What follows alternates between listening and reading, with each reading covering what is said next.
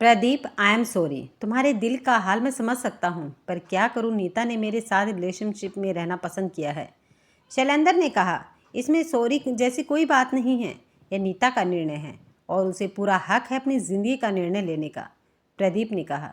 शैलेंद्र को आश्चर्य तो हुआ, पर उसे उसकी बातों पे काफ़ी राहत मिली थी। शैलेंद्र उसका बहुत ही प्यारा दोस्त था। संयोग से दोनों ही नीता से बहुत प्यार करते थे और करीबी दोस्त होने के कारण दोनों एक दूसरे से अपने दिल की बात साझा भी करते थे।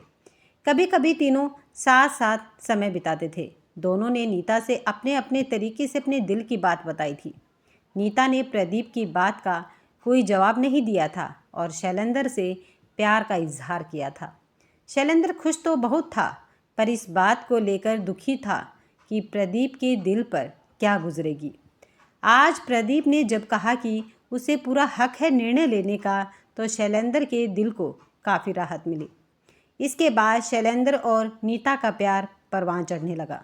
शैलेंद्र और प्रदीप की दोस्ती भी पहले की तरह ही चलती रही।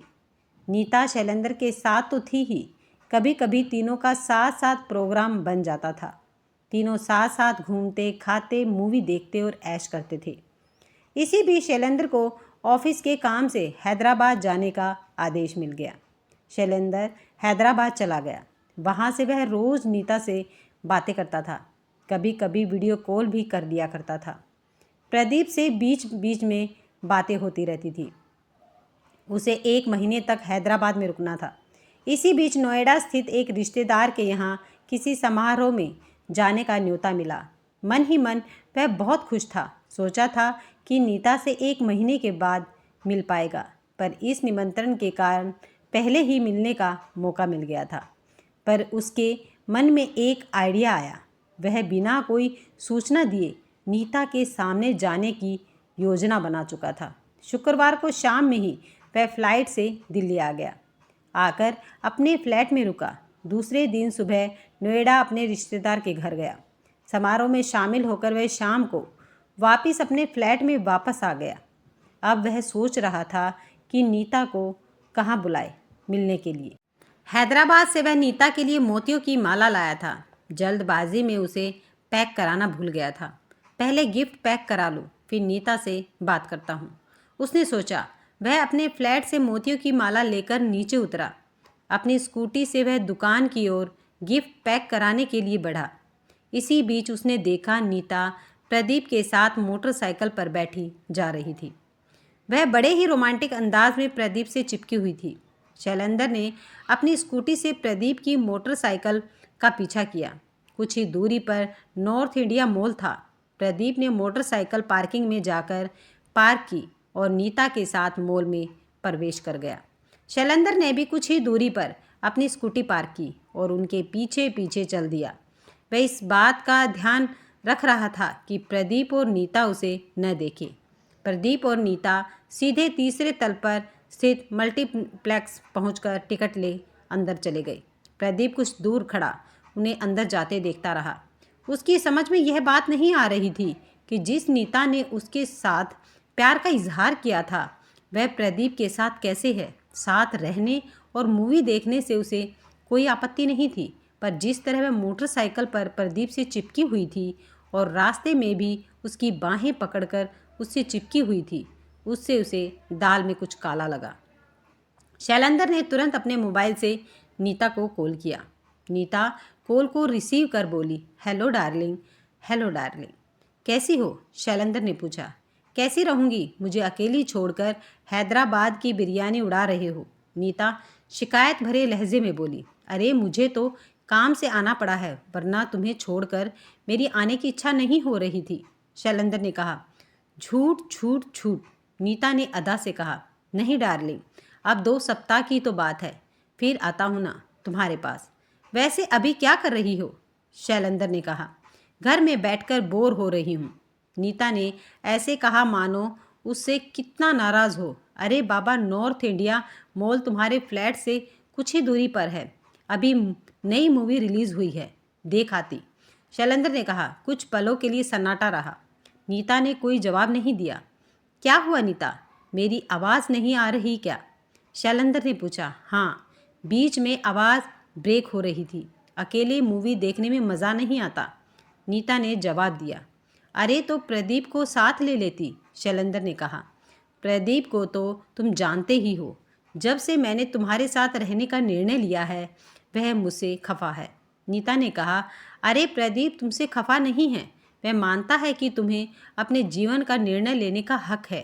वह बहुत ही सुलझे मस्तिष्क वाला व्यक्ति है और कुछ भी हो तो हमारा दोस्त है ही। शैलेंद्र ने कहा। अच्छा शैलेंद्र, मैं थोड़ी देर में कॉल करती हूँ।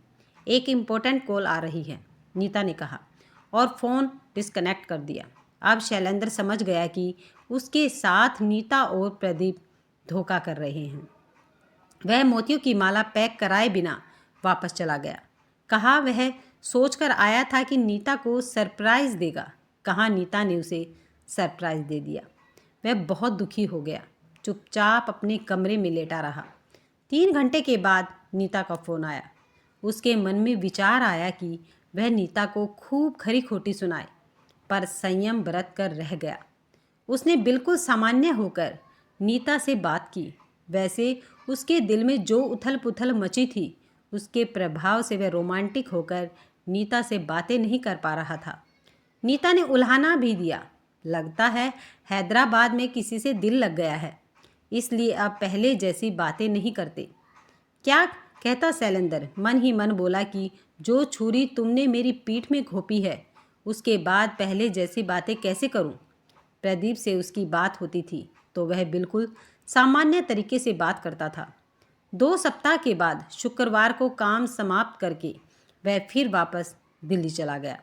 शनिवार का दिन था। उसने प्रदीप को फ़ोन लगाया। हेलो, वापस आ गए? प्रदीप ने पूछा। हाँ आ गया। तुमसे कुछ ज़रूरी बातें करनी हैं। आ जाओ, यहीं खाना भी खा लेंगे, शैलेंद्र ने कहा।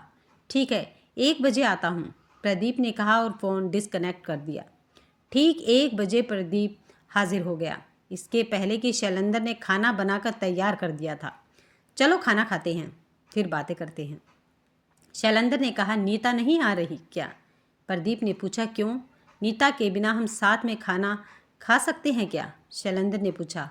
खा क्यों नहीं सकते? मुझे लगा काफ़ी दिनों के बाद तुम आए हो तो नीता को भी बुलाओगे। प्रदीप ने अपनी बात रखी। नीता का किसी और के साथ अफेयर चल रहा है, शैलेंद्र ने कहा। क्या बात कर रहे हो? किसके साथ? प्रदीप चौंक गया। यह नहीं पता, पर उसके साथ वह नॉर्थ इंडियन मॉल में पिक्चर देखने गई थी, किसी ने मुझे बताया। छोड़ो ये बातें, चलो खाना खाते हैं, शैलेंद्र ने कहा। दोनों मिलकर खाना खाने लगे। प्रदीप असहज महसूस कर रहा था। जिसने शैलेंद्र को यह बात बताई होगी उसने ज़रूर मेरे बारे में भी बताया होगा। वह सोच रहा था, किसी के साथ मॉल में पिक्चर देखने में क्या हर्ज है यार? प्रदीप बोला। पिक्चर देखने में कोई हर्ज नहीं है, पर बताने वाला बता रहा था कि दोनों बाइक पर ऐसे चिपक रहे थे जिससे लगता था दोनों के बीच कुछ है। वैसे नमक ठीक है खाने में? शैलेंद्र ने पूछा। नमक ठीक है, प्रदीप बोला। इतना नमक है कि खाने वाले को धोखा देने पर नमक हराम कहा जा सके, शैलेंद्र ने पूछा। अब प्रदीप समझ गया कि शैलेंद्र को सब पता चल चुका है। वह बोला, देखो यार, जब नीता ने तुम्हारे साथ रहने का निर्णय लिया था तो मैंने कुछ नहीं कहा था। अब वह मेरे साथ रहने का निर्णय ले रही है तो तुम्हें भी कुछ नहीं कहना चाहिए। वैसे तुम्हारे पीठ पीछे ये सब हुआ, इसके लिए आई एम सॉरी, मुझे माफ़ कर दो।